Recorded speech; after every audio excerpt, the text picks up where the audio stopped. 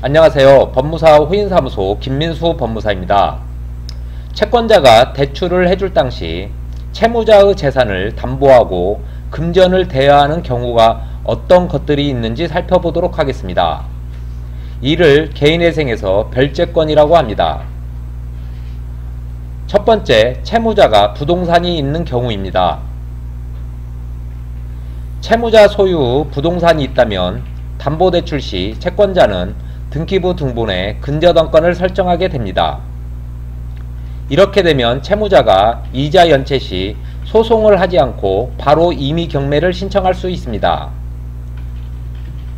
채권자 목록에 별채권 채권으로 기재하고 이는 미확정 채권이 됩니다.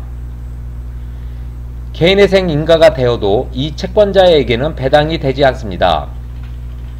경매가 실행되어 회수하지 못한 원금이 발생되었을 경우 배당이 됩니다. 부동산의 담보대출은 개인회생 진행 시 인가 후 채권자가 임의 경매를 신청하기 때문에 인가 전까지 부동산을 매도하여야 합니다. 시세보다 담보대출금이 많은 경우에는 경매 처리되게 놔두면 됩니다. 두 번째, 전세자금 대출을 받는 경우입니다. 전세자금 대출을 받는 채무자는 부동산의 소유자가 아니기 때문에 채권자는 전세자금 담보대출을 해줄 때 임대인에게 동의를 얻어 질권을 설정하고 대출을 해줍니다. 질권을 설정할 때는 임대인이 질권 승낙서를 작성해야 하고 전세기간 만료 시 전세보증금에서 전세자금 대출을 직접 채권자에게 상환해야 합니다. 채권자 목록에 별채권으로 기재합니다. 이 채권자도 배당은 받지 못합니다. 이 경우 채무자가 소유자가 아니니 경매의 문제는 발생되지 않습니다. 주택금융공사에서 보증서를 발급받아 전세자금 대출이 실행된 경우는 이는 일반의 신용대출이 됩니다.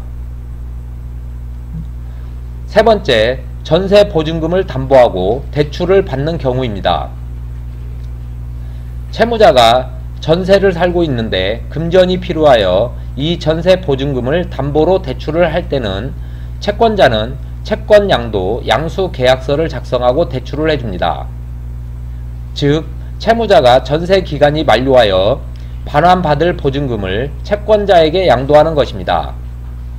이 경우는 채권양도 통지서를 임대인에게 발송합니다. 이 경우 질권과 같이 임대인의 동의가 필요 없습니다. 전세기간 만료 후 임대인은 채권이 양도되었으므로 채권자에게 보증금을 반환하여야 합니다. 채권자 목록에 별채권으로 기재합니다. 이 채권자도 배당은 받지 못합니다. 네 번째, 예금 또는 적금을 담보하고 대출을 받는 경우입니다. 채무자의 예금 또는 적금을 담보하고 채권자는 대출을 해주는 경우가 있습니다. 이 경우 채무 연체 시 채권자가 예금 또는 적금을 상계 처리하면 되기 때문에 이 채권자는 개인회생 신청 시 채권자 목록에 포함되지 않습니다. 다섯 번째, 보험 해약 환급금을 담보하고 대출을 받는 경우입니다.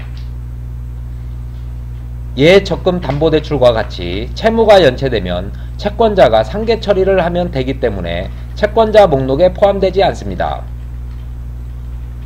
오늘은 채권자가 대출을 할 때 채무자의 재산에 대하여 담보하는 방법을 알아보았으며 채무자가 개인회생 신청 시 채권자 목록에 기재되는지 설명드렸습니다. 지금까지 법무사 후인사무소 김민수 법무사였습니다. 감사합니다.